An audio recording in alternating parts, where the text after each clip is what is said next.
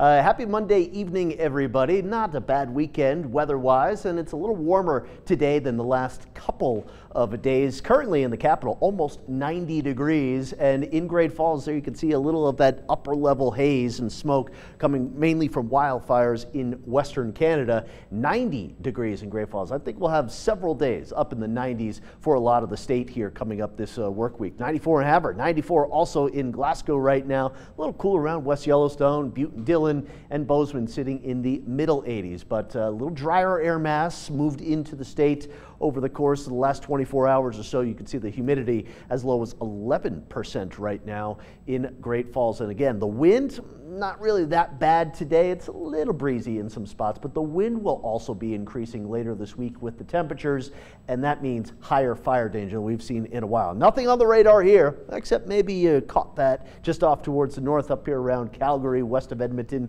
There's a little cold front that's going to sneak down into the state tonight and tomorrow morning and drop those temperatures back briefly before we see more of a southwest flow setting up here heading into Wednesday, Thursday, and Friday, meaning some warmer air on the way. Just off towards the west here, northern Idaho, southwestern Idaho as well, but Oregon and Washington, heat advisories and excessive heat warnings. So there's some pretty hot stuff that's developing just off towards the west. Now, how is that going to impact the fires that are burning? Well, great news for some of the fires here in the state of Montana. The Reynolds Lake fire, 100% contained. This hasn't changed, may still be smoking a little bit with some interior burning going on, but personnel down to 25 people. Cost for fighting that fire thus far, almost $3 million.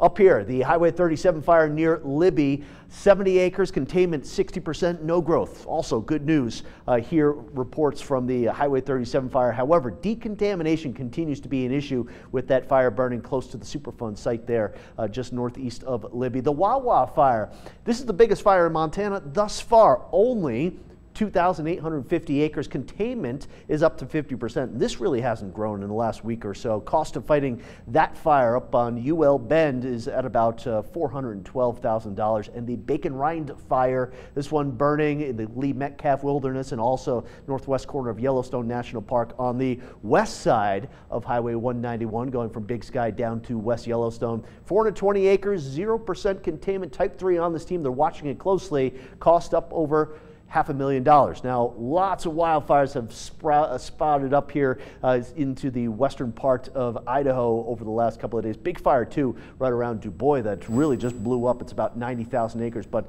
wildfires in western Canada in this northwest flow, that's where Montana is seeing its haze for the time being. But I think we're entering a pretty hazy pattern over the next several weeks from either the northwest flow or the southwest flow. It's bringing in some smoke here into our sky. So air quality will maybe become more of an issue here over the next several weeks. Now, tonight into tomorrow morning, little cold front dropping south out of Canada. Wind shift here out of the north, slightly cooler temperatures tomorrow, and it may kick off an isolated shower or thunderstorm here in the western part of the state. Talking one, maybe two thunderstorms for pretty much all of Montana tomorrow afternoon and evening. And then into Wednesday, may also see a few isolated thunderstorms. So here's the forecast for tomorrow. Here comes this cold front, slightly cooler air here for northern and central Montana. Highs back down into the 80s as opposed to the 90s where we were today. For Wednesday, a few isolated thunderstorms, and look at this heat going back up into the 90s. It's a little breezy on Wednesday.